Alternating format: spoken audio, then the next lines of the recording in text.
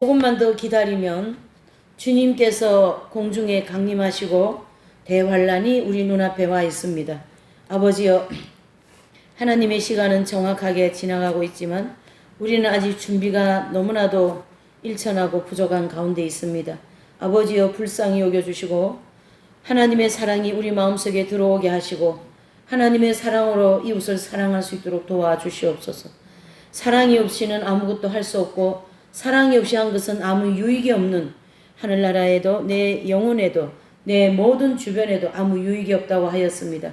아버지여, 우리의 마음속에 하나님에 대한 사랑이 뜨거워지게 하시고 이웃에 대한 사랑으로 풍성해질 수 있도록 은혜를 베풀어 주시옵소서. 오늘 이 하나님 중심으로 사는 삶, 경건한 삶과 또한 섬김, 그 조화를 어떻게 이룰 것이냐, 또한 마지막 때 우리가 살고 있는 성도들로서 어떤 자세를 가져야 되는가 라는 걸 한번 살펴보고자 합니다. 이 한 시간 주에 성령께서 함께 하시고 우리 이 말씀이 우리의 심령에 깊이 새겨지고 우리 삶을 변화시킬 수 있는 능력의 말씀이 되도록 도와주시옵소서. 주님께 감사하며 예수님의 이름으로 기도 올려옵나이다. 아멘. 말씀을 한 구절 보실까요? 예, 마가복음입니다. 마가복음 14장 1절에서 9절의 말씀입니다. 마가복음 14장 1절에서 9절입니다. 네. 교독하실게요.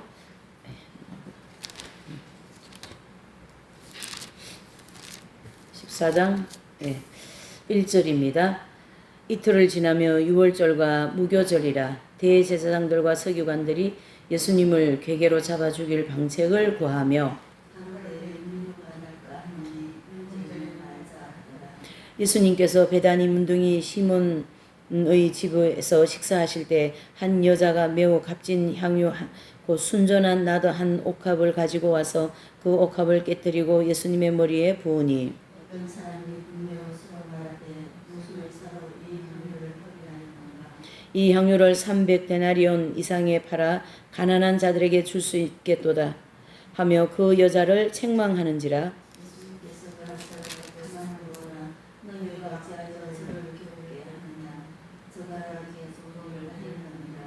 가난한 자들은 항상 너희와 함께 있으니 아무 때라도 원하는 대로 도울 수 있거니와 나는 너희와 항상 함께 있지 아니하리라.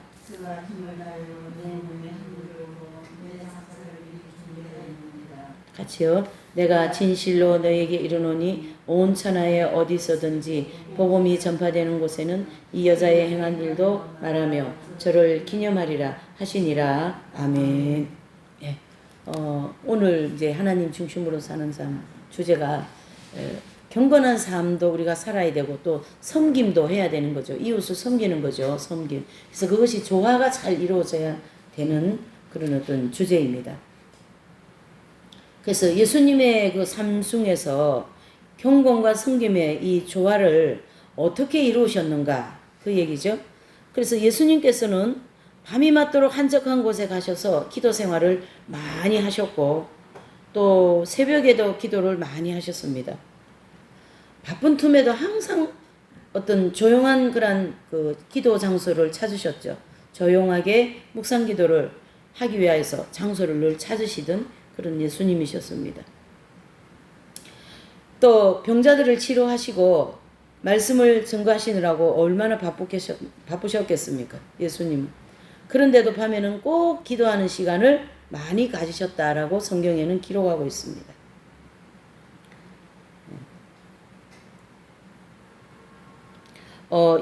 우리가 하나님 일을 하고 또 하나님을 믿는 사람들은 기도를 해야 됩니다. 기도 안 하면 안 됩니다.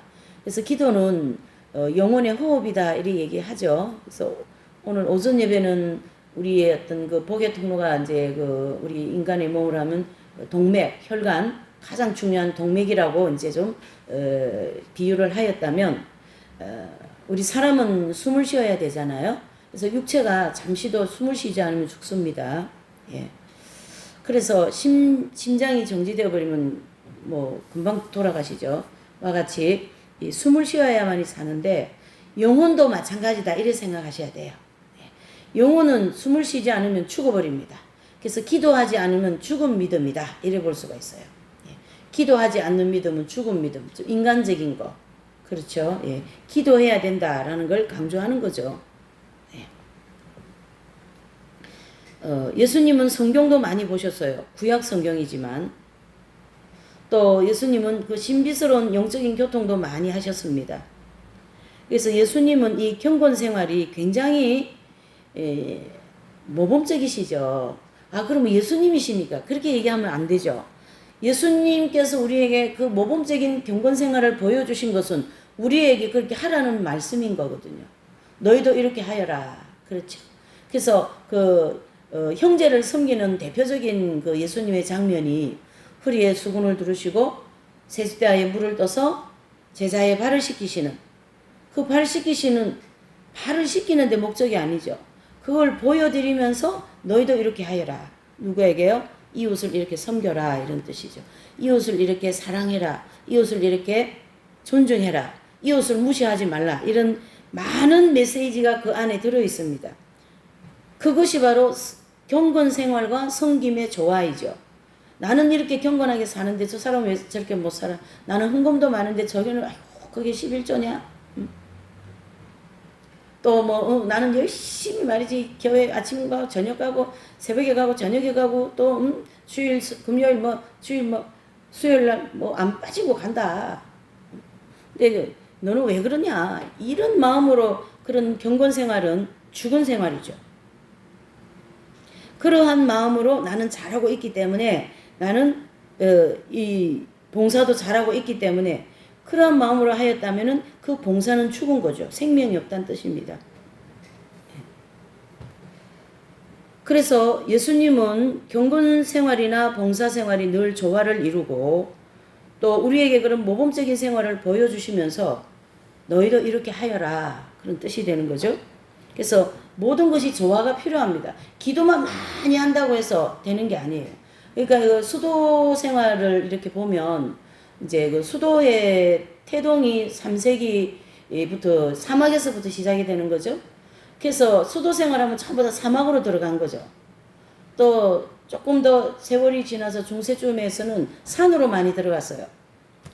근데 12세기 와가지고 프란시스 성자께서는 우리가 예수님을 믿고 나면 복음을 전해야 되지 않냐. 다 사막으로 들어가 버리면 누가 복음을 전합니까? 해서 그러한 복음 전파의 모토를 중심으로 복음 삼독 청빈의 중심으로 프란시스 수도에는 세워지고 이분들의 활동은 뭐냐면 전도예요. 그래서 두 사람씩 짝을 지어가지고 어디든지 나가시는 거예요. 그냥 깡통 하나 들고 나가면 이제 전도를 하는 거죠.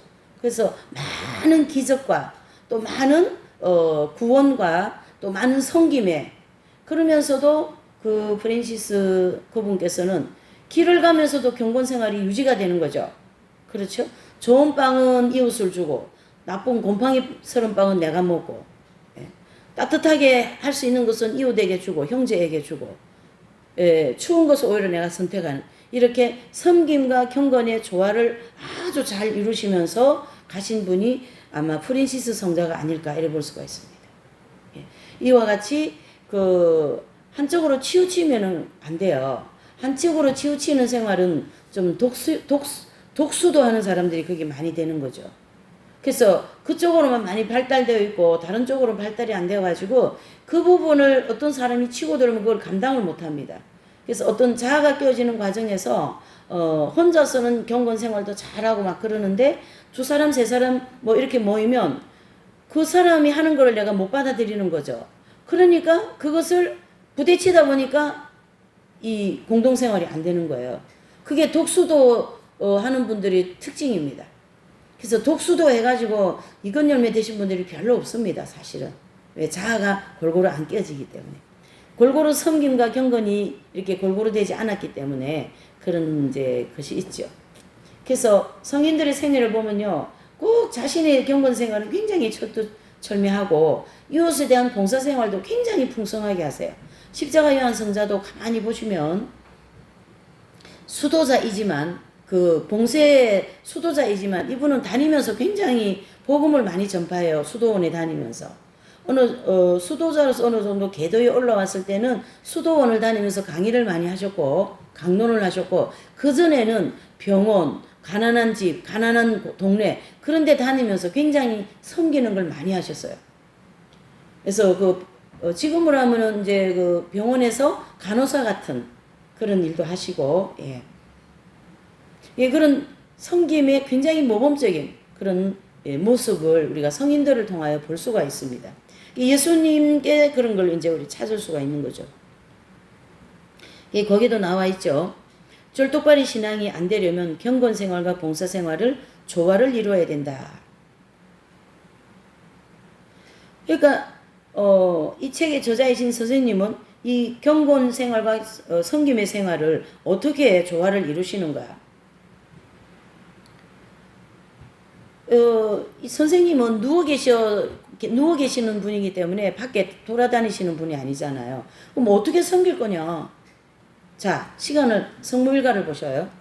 아침에 새벽에 딱 일어나시면 이제 뭐 자리 정돈하시고 몸 정돈하시고, 왜? 몸이 이렇게 S자로 틀어지기 때문에 몸을 좀 교정을 하고, 그 다음에 이제 아침 세면을 좀 하시고 아침 식사하고, 그러면 이제 한 9시 반 10시 사이가 되거든요. 늦어야 10시 안에 다 끝납니다. 10시에서 12시까지 이제 기도를 하셔요. 오전 기도. 그리고 이제 12시 반쯤까지 기도하시고 1시부터 5시까지 손님을 만납니다. 그리고 5시에서 이제 7시까지 자리 정돈하고 소변도 보시고 여러 가지 이제 그런 걸 딱 준비하고 저녁 식사를 마치고 나면 이제 8시부터 또 저녁 그 손님에 따라서 1시도 되고 12시도 되고 막 그렇게 상담할 게 많은 분은 그렇게. 그러니까 하루에 2차례 손님들 만나서 상담하고 영적인 대화해드리고, 나머지는 기도와 선생님 개인 이제 그렇게 시간이 다 각고가 짜져 있어요. 24시간. 그러니까 경건생활과 섬김의 아주 조화가 아주 그냥, 예. 다니시면서 하는 분이 아니기 때문에 누워서서 주로 이제 이 핵심 진리 증거하고, 또 이제 그 책에도 나옵니다만은 한 번은 이제 그분이 소화가 많이 안 되고 위장병이 난 것 같아서 이제 위장병을 가지고 이제 선생님한테 오셔가지고 이제 상담을 하시는 거죠. 이제 상담을 하는 내용은 이제 선생님이 이렇게 가만히 들어보니까 위장병이 아닌 것 같은 거예요. 그래서 먼저 기도부터 해드리지 않으셔요. 선생님은 꼭 말씀을 먼저 듣게 하셔요. 이 공부, 핵심 진리 공부. 이 말씀을 먼저 듣게, 재론, 속죄복음, 성장론, 이런 말씀을 먼저 듣게 하셔가지고, 말씀을 재론을 가만히 듣다 보니까 내가 문제가 많거든요. 내 자신이. 애정과 욕망에 지배받은 게 너무 많거든요. 또 너무 욕심이 많거든요. 또 욕망을 막 쫓아서 가고 있거든요. 그런 자신을 발견하게 하여서 속죄복음을 통하여 회개를 하게 하시는 거죠. 그래서 그분을 가만보니까 상담하는 얘기를, 가정에 일어나는 일들을 보니까 이분한테 굉장히 문제가 많은 거죠. 아집도 강하고 막 독선도 강하고 교만도 강하고. 그러니까 그런 아집과 독선과 교만 때문에 위장병이 아니라 위장에 마귀가 들어와 앉아 있었던 거예요. 그거를 이제 발견하게 된 거예요. 그래서 막 열심히 죄론 공부하고 속죄복음하고 막 이렇게 막 회개해가지고 마귀가 나갔습니다. 마귀가 해결된 건 아닙니다. 예. 이제 우리 육체에 병을 갖다 주는 건 두 가지가 있어요. 몸이 약해지고 그 부분이 문제가 생겨서 병이 오는 경우가 있고, 또 너무 많은 어두운 가운데 있어가지고 마귀가 병을 가지고 들어오는 경우가 있어요. 근데 이제 요 경우는 요 두 번째 경우였죠. 그래서 마귀가 위장에 숨어가지고, 요 마귀가 말이죠. 예. 선생님 댁에 있을 때는 가만히 있고 나가면 또 막 위장 아프게 하고 말이죠. 막 그러는 거죠. 근데 이제 선생님 그걸 아시니까, 이 원리를 알잖아요. 어떻게 살면은 마귀가 어떻게 역사하는 걸 원리를 아니까 이제 말씀부터 증가하신 거죠. 말씀, 이제 핵심 진리 공부를 시킨 거죠. 예. 그 공부해 보니까 내가 너무 문제가 많다라는 걸 알게 되고, 당연히 또 회개하게 되는 거죠. 또 선생님의 그런 빛된 삶을 보면서 거기서 회개가 안 되는 사람이 어디에 있겠습니까? 그런 삶 속에서. 그러니까 이제 이분이 그 마귀가 위장병을 가져온 걸 알게 된 거예요. 그래서 회개해가지고 마귀가 나가고 위장병도 고친 그런 예가 있거든요. 그런 신뢰가 굉장히 많은 거죠. 그리고 목사님 부부인데 막 목사님이 사모님을 너무 많이 때려가지고 이 사모님이 도망 나오다시피 해가지고 어디 소문을 듣고 선생님을 만나러 오신 거죠. 그러게 이 사모님이 선생님 만나보니까 그 목사님을 놓고 도망을 가면 안 되는 이제 마음이 생기는 거죠. 왜? 원수를 끝까지 사랑하라는 말씀이잖아요. 그래가지고는 그 이제 목사님을 모시고 여기 한번 와보자고 이래가 선생님 댁에 오셨대요. 그래가지고 이제 선생님 말씀 이래저래 듣고 또 자신이 얘기하고 막 그러는데도 그 선생님 방에 앉아가지고 또 이 목사님 좀 이상한 분인 것 같아, 진짜.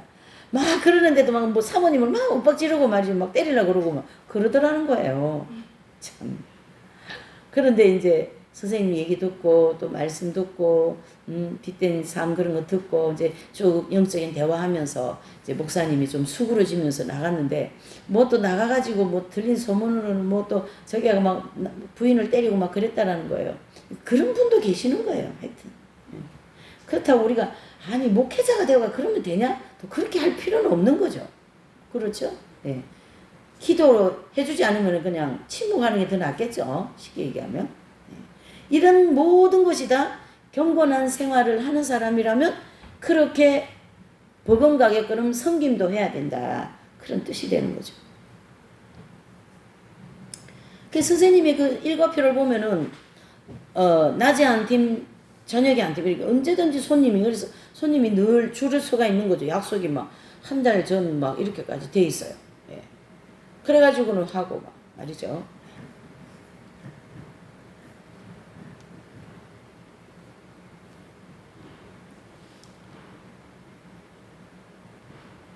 그러니까 이제 여기도 보시죠. 이제 선생님 손으로 직접 할 수가 없으니까 돌봐주시는 분하고 계속 영적인 대화를 나누게 되고 또 그 선생님 댁을 중심으로 저 같은 사람이 좀 자주 왔다 갔다 하잖아요. 아침에도 가고 저녁에도 가고 뭐 일 있으면 매 가고 막 좀 그런 형이었었거든요. 그러니까 선생님 주변에 있는 사람들을 최선을 다해서 섬겨주시는 거예요. 잠깐 선생님 방에 들어가면 그 시간에도 영적인 대화하고 선생님 이건 어떻고요 저건 어떻고요 또 뭐 꿈에 이렇게 나왔는데 이거 어떻게 해석해야 됩니까? 뭐 한 번은 아침에 제가 꿈을 꿨는데 어떤 과정이 탁 보인 거예요. 이 과정의 내용을 내가 알 필요가 있나 그러고 이제 아침에 선생님 댁 가가 선생님 이만큼 저만큼 꿈을 이렇게 꿨습니다. 그러니까 그 꿈은 선생님 댁에 자주 오시는 거의 매일 오시다시피 하는 분의 가정 상황을 저한테 보여주신 거예요. 왜? 그 가정의 상황을 제가 알아야 될 필요성이 있었던 거예요. 그래서 그걸 알고 같이 교류하면서 잘 이렇게 그런 문제를 해결해 나가라고 꿈으로 보여주신 거죠. 그래서 그 꿈을 현실을 접목하여서 꿈에 이제 현장에 나타나는 사람 또 뭐 이런 것을 이제 이렇게 이제 꿈으로 보여주셔서 그걸 이제 알게 하고 그걸 통하여 영적인 유익을 얻도록 그래서 그분을 도와드리도록 이렇게 이제 하나님께서 하신 거죠. 그런 예가 굉장히 많았죠. 저 같은 경우에는 그렇게 섬겨주시는 거예요. 저를. 그리고 이제 뭐 아무 일도 안 하고 선생님 댁 다니고 학교 다니고 아니면은 뭐 속으로 바로 다니고 그러니까 저는 돈을 버는 사람 아니잖아요. 그러니까 이제 용돈도 주시고 매달 용돈을 주시는 거예요. 용돈을 어떻게 주시는지 압니까? 이걸 이렇게 봉투를 들고는 이렇게 누우셔가지고 이걸 내놓지를 못하는 거예요. 왜? 이거 조금인데 참 드리기도 미안하다고 하는 그런 마음에서 이걸 갖다가 말이죠. 방바닥에 이렇게 싹 내미시는 이렇게 그게 느껴지는 거죠. 그 겸손함.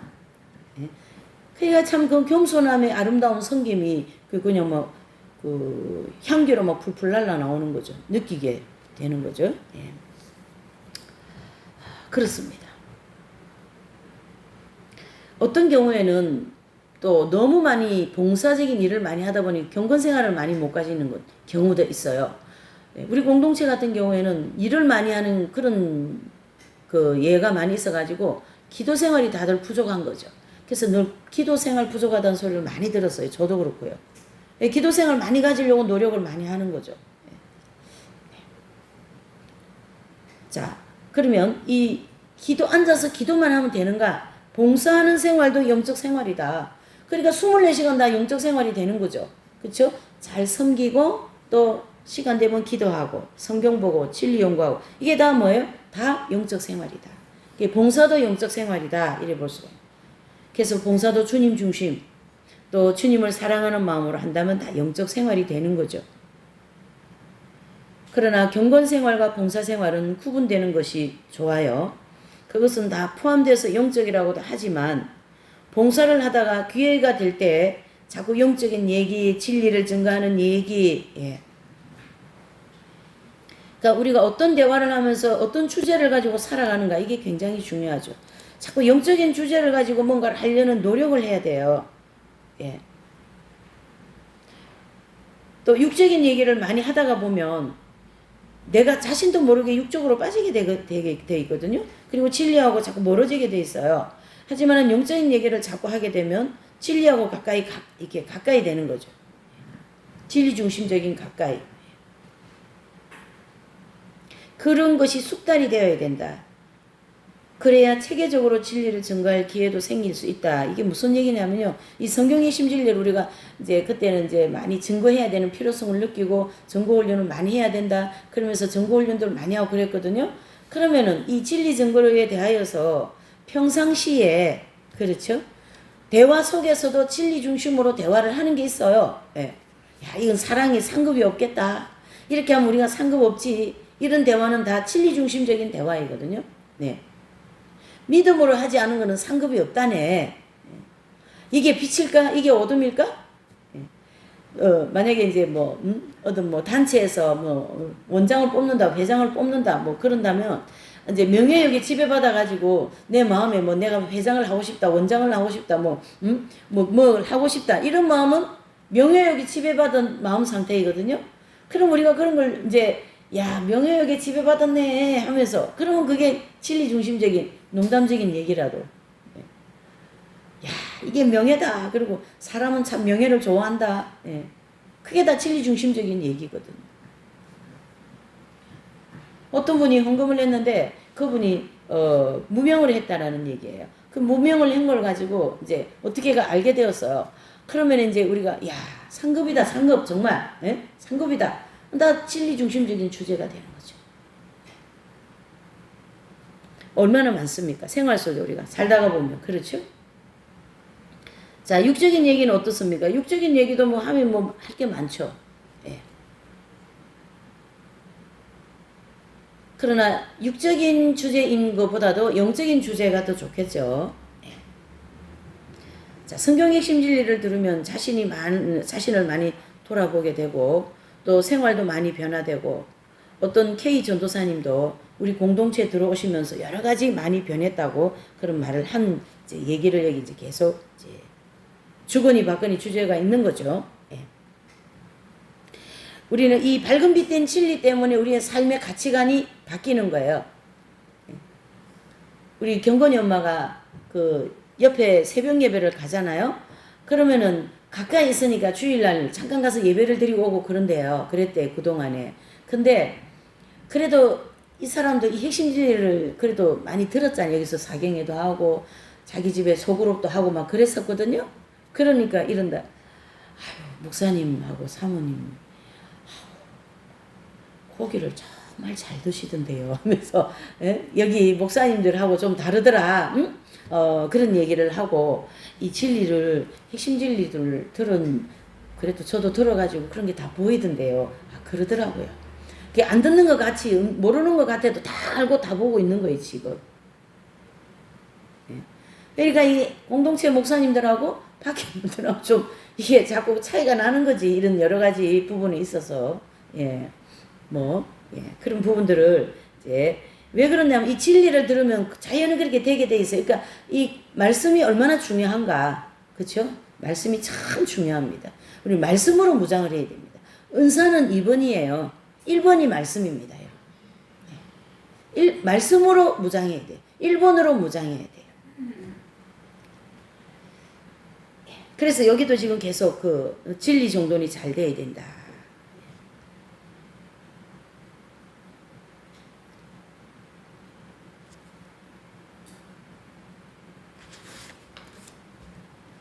그러니까 이제 선생님이 계실 때도 어떤 교회를 가신다든가 또 우리 공동체에 이렇게 해당되는 교회를 가면 이 교회가 다 차이가 나는 거예요, 지금.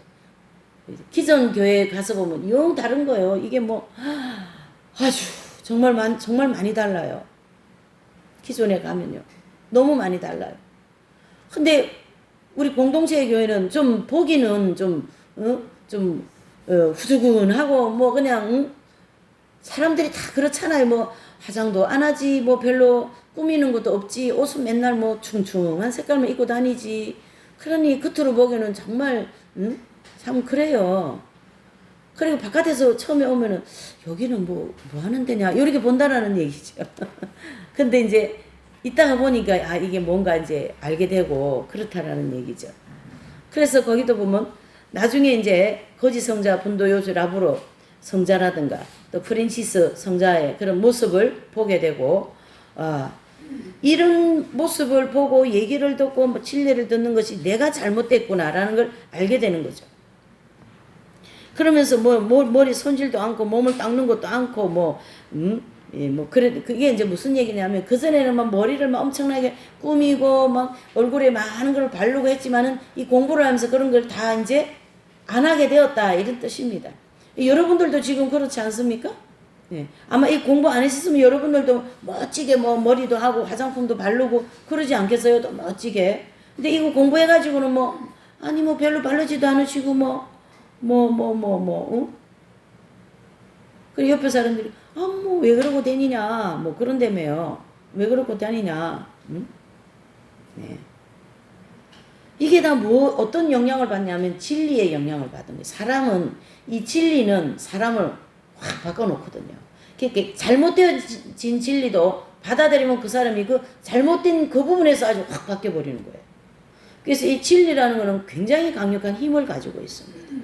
예수님은 바로 진리이잖아요. 그게 예수님을 만나면 사람이 변화가 되게 돼 있다라는 것이죠.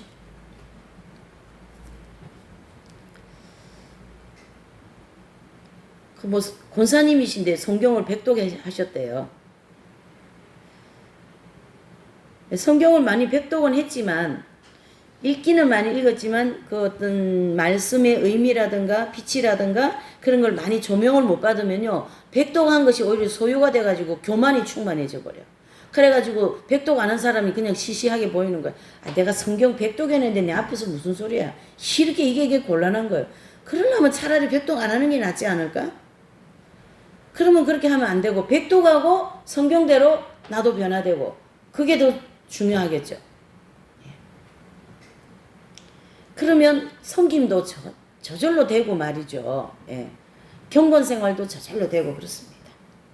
두 번째로 우리가 마지막 때에 살고 있는 성도들로서 어떤 자세를 가져야 되는가? 중요한 질문이 되는 거죠. 예. 자, 하나님의 말씀을 지키고 그 앞에 단어가 하나 더 있죠. 뭐라고 되어 있어요? 예, 철저하게. 이 철저한 단어를 굉장히 많이 쓰셔야 해요, 선생님. 예. 지키기는 지키는데 그냥 그 구멍 뻥뻥 뚫린 그 고기 어쩌다가 하나 걸리는 그런 것처럼 말고 촘촘한 그런 그물에 고기가 많이 걸리는 그런 그물처럼 촘촘하게 영적 생활을 해야 된다 그런 뜻이죠. 철저하게 해야 된다. 철저하게 지켜야 된다 말씀을. 재림하시는 예수님을 믿음으로 바라보면서 늘 깨어서 열심히 살아야지요. 식생활도 깨어 있어야 되고 혈육 간의 애정도 깨어 있어야 되고 물질에 대한 애정도 깨어 있어야 되고 잠을 너무 실컷 자는 것도 깨어 있어야 되고 그러니까 애정과 욕망이 다 깨어 있어야 돼요. 그 분야 식욕, 무력, 성욕, 수면욕, 명예욕. 내가 이런 마음을 품으면 명예욕이지. 내가 이런 마음을 품으면 시기하는 거지. 이런 행동은 태만성이지. 제가 운동하기 싫은 거는 태만성인 거거든요. 예. 하기 싫은 거예요 그게. 그리고 또 이게 훈련이 안 돼가지고 그리고 아무데나 가서 운동할 수도 없잖아요. 제 형편에. 그러니 좀 시원해야지 이제 나가가지고 좀 굽고 저기 거기 가서 좀 운동하고 하는데 더우니까도 여름 내내 안 나간 거죠.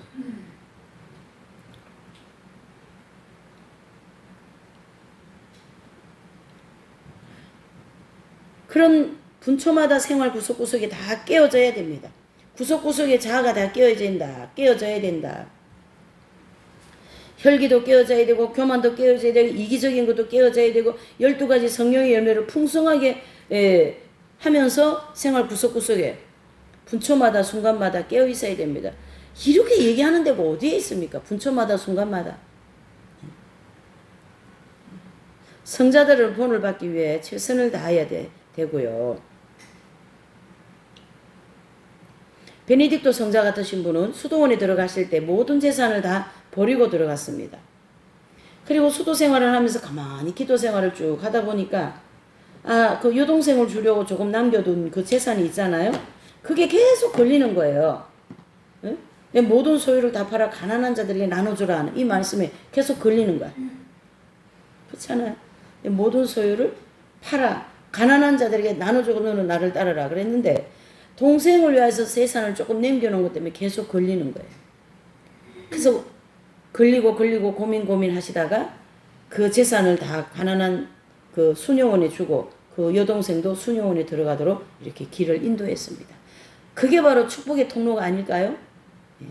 그 오빠 베네딕토 오빠를 통해서 여동생은 수도원 들어가고 수도원에 들어가기 때문에 다 통로가 아니라 그와 같이 거기는 오빠가 수도자 오빠이기 때문에 동생이 또 들어갔겠죠.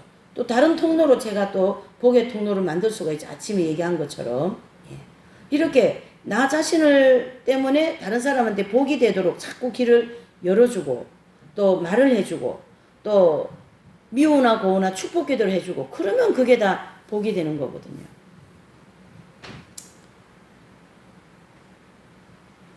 그렇게 되기 위하여서는 자기 운전을 잘해야 됩니다. 우리가 보통 이제 꿈에 뭐 자가용을 타고 간다, 버스를 타고 간다, 뭐 자가용 운전을 하고 있다, 버스 운전을 하고 있다. 그러는 이제 보면 그 자가용, 버스, 자전거 그런 어떤 교통수단에 내가 있는 것은 내가 가지고 있는 환경을 그래 보여주신 거예요. 제가 만약에 버스 운전을 하면 그 버스는 세수만 교회를 가르쳐 얘기하는 거죠. 그러니까 여기 오신 그분은 저를 한 번씩 이제 기도하면 꿈도 보이고 뭐 환상도 보이는데 제가 막 관광버스를 운전해가지고 간다라는 얘기예요. 관광버스 막 커다란 거. 그래서 하면서 뭐 이런저런 얘기를 많이 하셔요. 그런 어떤 이제 꿈을 통해서 그 사람 환경을 이렇게 이제 이렇게 보여주시는 그런 예도 있어요. 운전을 잘해야 된다는 것은 바로 내 인생의 운전을 잘해야 된다. 경건생활 운전을 잘해야 된다. 이런 이제 경건과 섬김의 조화가 이루어져야 된다. 이런 뜻이고요. 선생님은 자기 운전을 잘 하시지만 저희는 잘 안 됩니다. 그런 얘기인데 선생님이 하시니까 우리도 또 성인들이 하니까 우리도 따라 할 수 있는 거죠. 그렇죠? 잘 하셨기 때문에 또 성인이 되신 거고요. 예.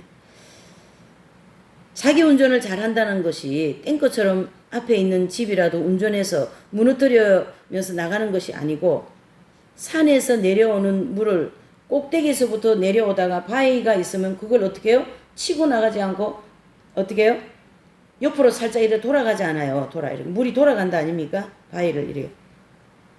저수지에 있는 물도 큰 뚝이 이렇게 가로막고 있으면 채워져서 넘는다든가 아니면 수문을 열어가지고 내려가게 하는 그런 원리로 물이 위에서 콸콸콸 내려오면 그 물하고 바위하고 직접 부딪힐 게 아니라 돌아가면 되지 않습니까?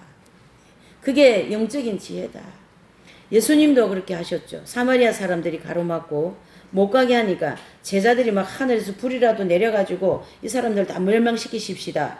그렇게 했지만 예수님은 정면으로 함께 싸우지 말고 돌아서 딴 길로 가자고 이렇게 길을 인도하신 거죠. 길은 다양하게 있습니다. 꼭 내가 생각한 대로만 안 가도 돼요. 예. 예수님을 중심으로 좀 방법을 달리 해도 된다라는 얘기죠. 그래서 우리가 14만 4천 명 이렇게 보면 14만 4천 명 이렇게 보면요. 똑같은 일을 해서 똑같이 성인이 된 분 한 분도 없어요. 그렇죠? 다 다른 방법의 다른 형태의 영성생활을 통하여 익은 열매가 된 거죠. 그렇기 때문에 예수님을 중심으로 거기는 예수님이 한 분도 안 빠집니다. 예수님 중심으로 14만 4천 명이 나왔기 때문에 성인들이 나왔기 때문에 그렇죠.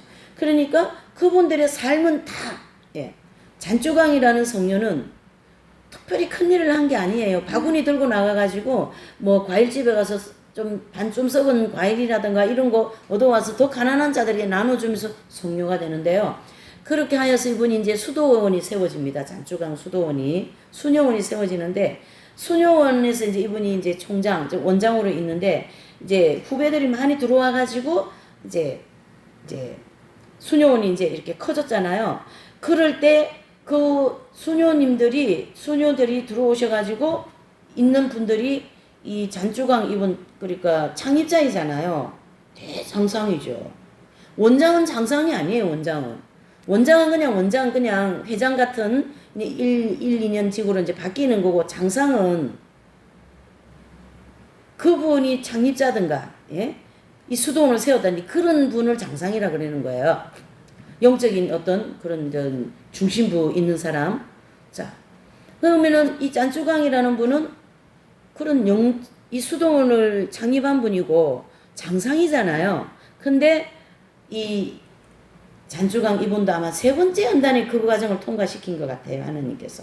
바로 이분을 그냥 수녀원에서 쫓아내버린 거예요. 잔주강 이 성녀를. 그래서 약 한 20년 가까이 혼자서 그 억울한 일을 당하면서 거기서 그렇게 살으시면서 성녀가 된 거예요. 나중에 이제 잔주강 이분이 창립자이고 이제 장상이라는 걸 알게 되면서 드러난 거죠. 세상에. 저기 광주 그쪽에 가면 그 수도원이 있어요. 수녀원이. 지금도 그 수녀원은 그 주변에 뭐 과일 청과시장이라든가 과일전 뭐 야채 시장도 있잖아요. 그러면 하루 종일 팔고 남는 거 다 그 수도원에 다 갖다 주는 거야. 그럼 거기서 이제 그걸 가지고 이제 거기 어르신들 모시더라고요. 거기서 이제 어르신들 모시고 수녀원 먹고 살아요. 그 창립자의 그 정신을 그대로 이어받아가지고 지금도. 예. 여기 있잖아요. 잔주강 책. 예. 그렇게 하시면서 성녀가 되신 거예요. 그분은 뭐 신학자도 아니고 성경을 뭐 많이 읽은 분도 아니고, 예. 오직 성경 한 가지 말씀 지키기 위해서 그래 사는 거예요. 인도의 캘커타 마도 테레사 수녀님도 마찬가지죠. 예.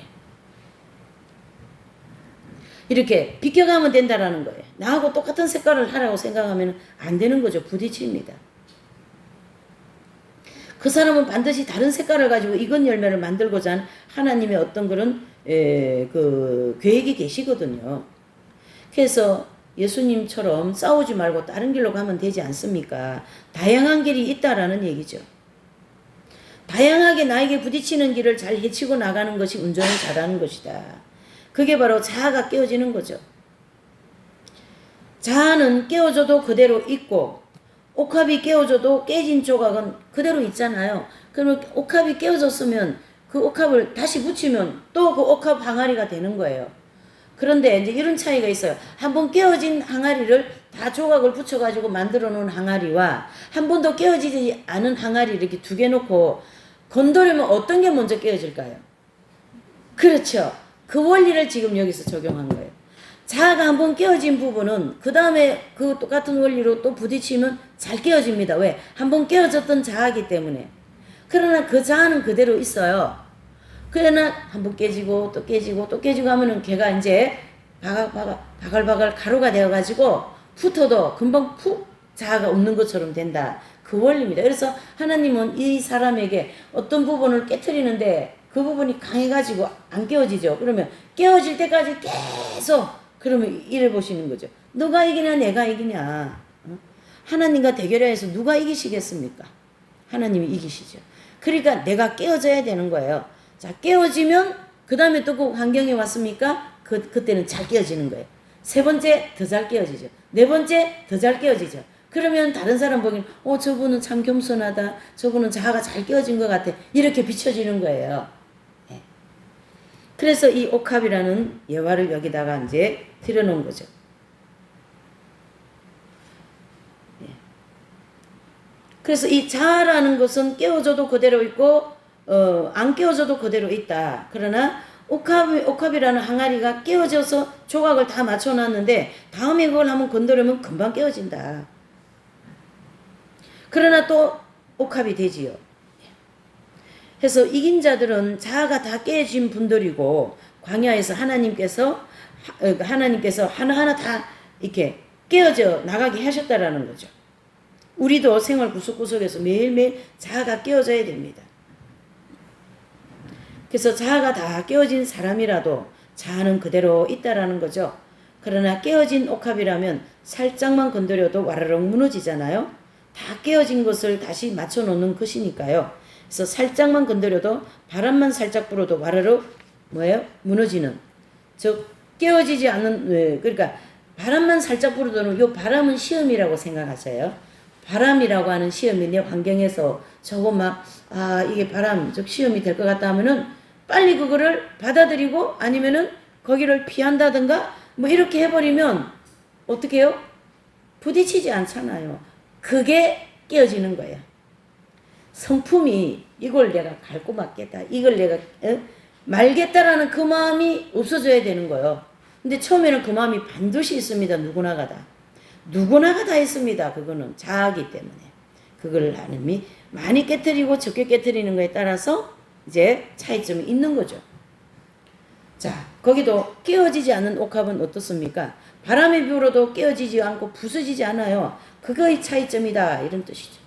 그러니까 가나안 땅 들어간 성도들은 육체에는 정욕이나 죄성이 그대로 있습니다. 그게 여기 도표에서 지난번에 우리 공부 다 했죠. 어떻게 했습니까? 여기 이제 보시면 이긴 자들이 여기 지금 이제 생명이 들어와 계시잖아요. 그러나 육체에는 아직 뭐가 있습니까? 교태음 아직보고라는 이 정욕과 중심으로 있는 거죠. 그러니까 이분들은 이 정욕이 식욕이 이제 배가 고픈데 짜증이 좀 날라 그러면은 포학생이 와서 도와주거든요. 배가 고픈데 밥 빨리 안 주면 부인이 또 화가 나잖아요. 그러면은 정욕이라고 하는 식욕이 배가 고프니까 못마땅하죠. 그러면 누가 와서 도와줘요? 포학성이라고 하는 죄악성이 와서 성질을 확 내게 만든단 말이죠. 요것이 자아인데 쉽게 얘기하면 이 배고픔이라는 자아를 잘 참으면 포악성이라고 하는 이 죄가 와서 도와주지를 못해요. 잘 참고 있는데 왜 포악성이 왜 와요? 가만히 있는데 성질 난단 말이지. 너 이렇게 하면 오는 거죠. 밥 주겠지 뭐. 아니면은 좀 이따가 오겠지. 기다려주는 거예요. 그게 바로 자아가 깨어지는 모습이거든요. 근데 이 화살표가 지금 끌고 들어오는데 이 안에 생명력이 근원력을 막 발휘하는 거죠. 그래서 오래오래 참는 거 인내의 훈련을 너무 잘합니다, 이분들이. 그러니까 형제가 막 엄청나게 막 괴롭히고 소아테레사 수녀님도 수녀원 안에서 아주 윤달스게 괴롭히는 수녀가 있었거든요. 끝까지 웃어주면서 참아주잖아요. 그러니까 죄악성이 들어올 수가 없어요. 참아주기 때문에. 예? 미움이라고 하는 교만, 포악성도 안 오고요. 또 이 교만성도 안 오고요. 왜? 가만히 기다려주고 있는데 왜 와요? 그게 바로 옥합이 다 깨뜨려진 옥합의 모양은 있지만 옥합을 건드리면 와르륵 넘어지는 많이 깨어진 자아가. 그래서 어떻게 해요? 미운 사람, 못마땅한 사람, 나하고 맞지 않는 환경, 그거 올 때 내가 잘 참고 있는 거예요. 이렇게 다 참고 있는 거예요. 잘 넘어가 주는 거예요. 그것이 자아는 있지만 잘 넘어가는 그 아름다운 인격으로 이게 성화되어 버린 거예요. 그게 이긴 자들의 특징이고 우리 광야에서 가면서 하는 일들이 그런 일들인 거예요.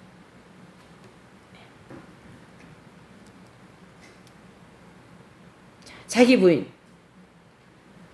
자기 부인은 어떤 모임에 서로 갈등이 있는 것 아닙니까? 굉장히 중요한 것이죠.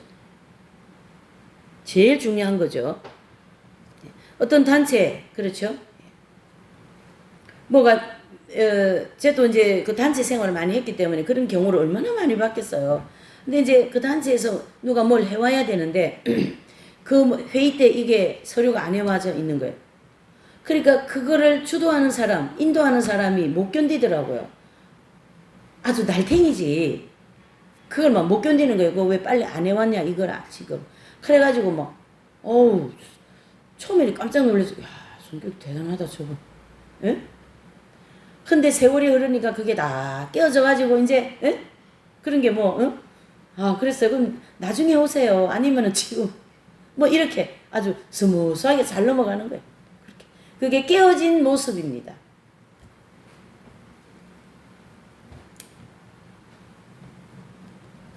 근데 이제 해와야 할 시간에 안 해온 사람, 그 사람도 회개해야 되겠죠. 해야 되는데 안 해온 그 사람도 회개해야 되고, 그것 때문에 막 승질나는 사람도 회개해야 되고, 다 그렇습니다.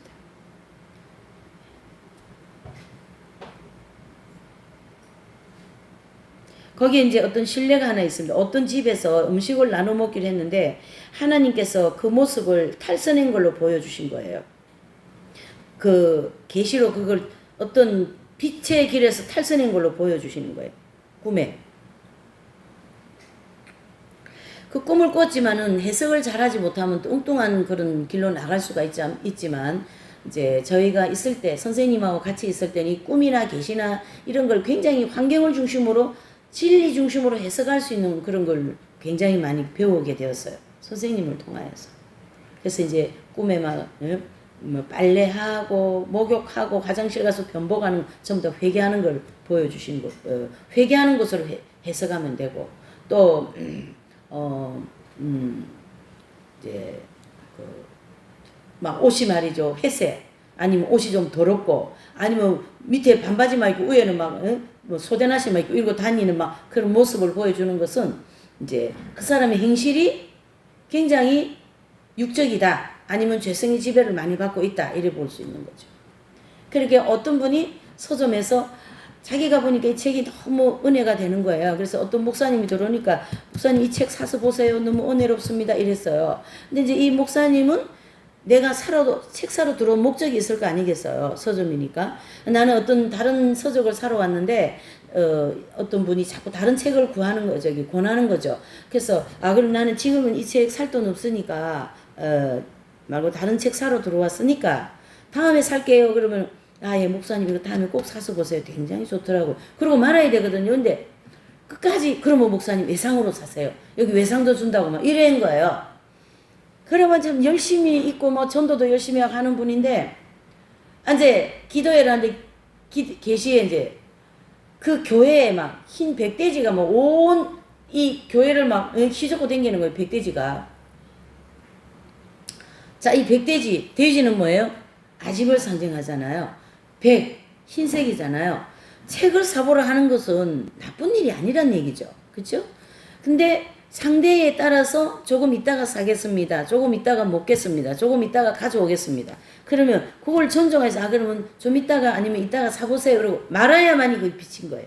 근데 거기에 막 아집이 막 들어가가지고 그러니까 돼지를 상징하는 아집이 막 그냥 그 흰 백돼지가 온 교회를 휘젓고 다니는 거예요. 이분이 전도도 잘하고 노방전도도 잘하는 게 많은데 그런 부분이 있는 거예요. 내가 잘하니까 그 부분을 상대편한테 관철하려는 그런 아집이 있는 거예요. 그걸 하나님이 그렇게 돼지로 보여주신 거지. 잘하는 거는 흰색이고 그걸 강요하는 거는 아집이다 이래 보는 거죠. 굉장히 성찰을 많이 해야만이 그거는 발견이 되는 거예요. 그런 자를 하나님이 다 깨트리시는 거죠. 내가 잘한다고 상대가 잘하기를 바라는 마음을 아예 가지지를 말아야 됩니다. 그래서 예수님 시대에 보면 예수님을 가장 힘들게 한 사람들이 누굽니까? 가장 영적 생활 잘하는 바리새인과 제사장들. 참 아이러니하지 않습니까? 내가 잘하는데 왜 내가 바리새인이 되어야 되고 그런 가장 예수님한테 책망을 많이 받은 제사장들이 되어야 되냐 말이죠. 그것은 내가 잘하기 때문에 너희도 잘해라 그런 뜻이고 거기에 잘 못하면 거기에 막 아지 또 포악성 막 공격이 막 들어가는 거죠. 이 원리는 누구에게나 있습니다. 그 때문에 내 자신을 내가 운전을 잘해야 된다. 그게 그 말인 거거든요. 그래서 선생님같이 영적 생활 잘하는 사람 어디 있어요? 그 당시. 근데 한 번도 강요한 적을 들어본 적이 없어요. 제가 그렇게 많이 선생님 댁을 다녀도. 선생님 돌아가실 때까지 갔잖아요. 제가 선생님 댁을. 그것은 상대편에게 강요하지 않으면서 내 삶으로 빛으로 모범을 보여주는 것으로 끝이 나는 거죠. 그러면 그걸 보고 그 사람은 빛을 따라가는 사람은 선생님처럼 살아보려고 막 예수님처럼 살아보는 거죠. 이것이 아주 중요한 부분입니다. 그게 바로 피해가는 것이고 물이 바위를 피해서 옆으로 이렇게 흘러가잖아요. 그렇죠? 바위를 바로 뚫고 확 나가는 게 아니라 이렇게 옆으로 이렇게.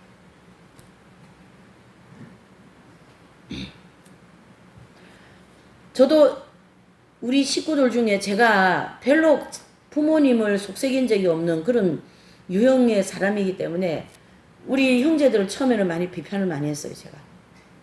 언니도 동생도 막 그렇다고 말로다가 하는 건 아니고 아유 저게 뭐냐 이렇게 있잖아요, 속으로. 응? 아유 저게 뭐야 이렇게. 근데 하나님이요 그런 걸 엄청나게 깨뜨리셔서 저를.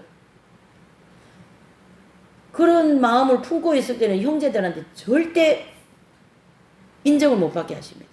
그렇다고 내가 살아가는데 핍박하는 건 아니에요. 뭐 그거 뭐 왜 그렇게 사냐, 왜 수도에 들어, 그런 건 아닌데 인정을 못 받게 하셔요. 근데 그게 깨어지니까 하나님께서 높이는 원리가 되는 거죠. 내가 내려가면 하나님이 높여주는 원리가 그런 원리인 것입니다.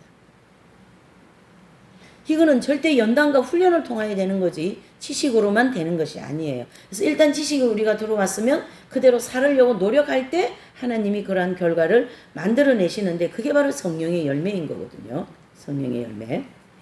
겸손의 열매, 빛의 열매 되는 거죠.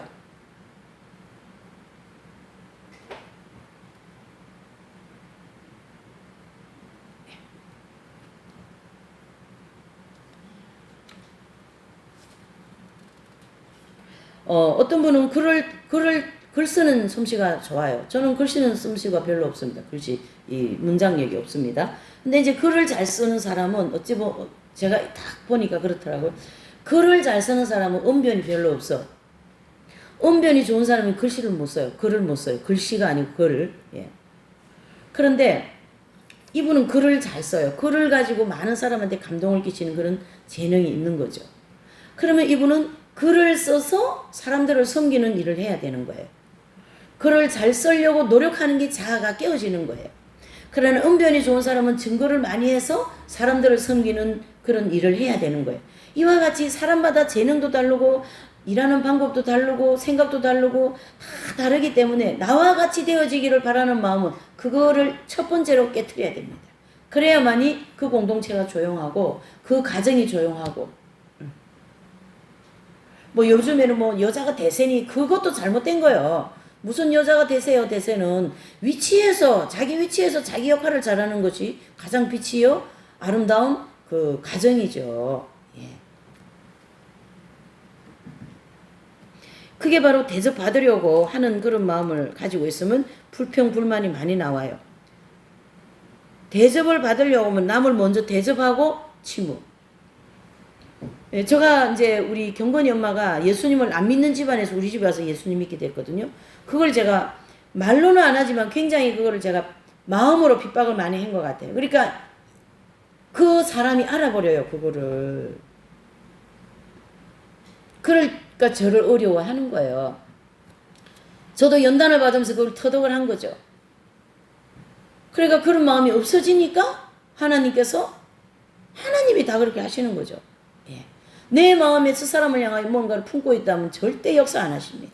회개할 때까지 하나님이 기다려 주십니다. 이게 영적인 원리이고 우리를 익은 열매 만들어 가신 하나님의 방법입니다. 여러분. 그거를 성경 핵심 진리에서 정확하게 가르쳐 주고 있는 거죠. 성장론을 중심으로. 그렇죠? 그 단계는 하나님이 그걸 다루시는 거예요. 이 단계는 이걸 다루시는 거예요. 저 단계는 저걸 다루시는 거예요. 그러니까 A, B, C, D, E, F, G 이게 다 다루는 환경에서 한 통에서 다룸이 다 다르니 얼마나 서로 연단을 받아야 됩니까? 그렇게 해서 우리를 익히시겠다는 인류 전체도 그런 원리로 한 가정도 한 교회도 한 공동체도 어디든지 다 그런 원리로 내 한 사람을 하나님은 이끌어 가시는 거죠. 그게 바로 재림 마지막 때 살아가는 성도들의 모습이고 또 하나님을 사랑하고 이웃을 사랑하는 것으로 이렇게 우리를 훈련을 시키는 거죠. 그래서 하나님 사랑할 수 있는 마음으로 우리 마음에 막 불타게 해달라고 기도해야 돼요. 그 하나님 사랑 때문에 이웃을 사랑하게 되는 거거든요. 그 사랑 때문에 내 자아가 깨어지는 것이거든요. 하나님, 그러니까 내 마음에 모든 것은 다 나가도 아무것도 없어도 하나님 사랑만 남게 해주세요. 이렇게 기도하면 최고의 기도가 되는 거죠. 아무것도 없어도 돼요. 괜찮아요, 아버지. 돈도, 자녀도, 재산도, 뭐 아무것도 없어도 됩니다. 그러나 단 한 가지 하나님 사랑만 내 마음에 남아주시기를 간절히 기도합니다. 그거면은 만사 오케이거든요. 그것 때문에 다 되는 거니까. 사랑 때문에. 그래서 우리의 마음에 영혼을 사랑하는 마음을 주시라고 기도하시고, 또 우리를 더 하나님 사랑하는, 하나님을 갈망하는 그런 마음을 주시라고 기도하시고, 그게 경건 생활인 거거든요. 그 힘을 받아서 이웃을 사랑할 수 있고 섬길 수 있고 봉사할 수 있는 것이거든요. 그래서 우리 마음에 다 떠나가도 다 없어져도 무엇만 남게 해달라고요? 하나님에 대한 사랑. 그래서 오늘 이 경건과 섬김의 조화, 마지막 때로 살아가는 우리 성도들은 우리 마음에 오직 한 가지 하나님 사랑 하나로만으로 우리는 대환란도 통과할 수 있고 순교도 할 수 있고 이웃을 사랑할 수도 있고 원수를 사랑할 수도 있는 그런 능력이 주어지게 될 줄 믿습니다. 잠깐 기도할게요. 하나님 아버지 참으로 감사합니다. 오늘 이 하나님 중심으로 이 사는 삶이 정말 우리 자아와 또 우리 죄성과 정욕과 이런 내용들과 접목하여서 좀 살펴보았습니다. 아버지여, 공부가 참으로 중요하고 하나님 말씀이 너무나 중요합니다.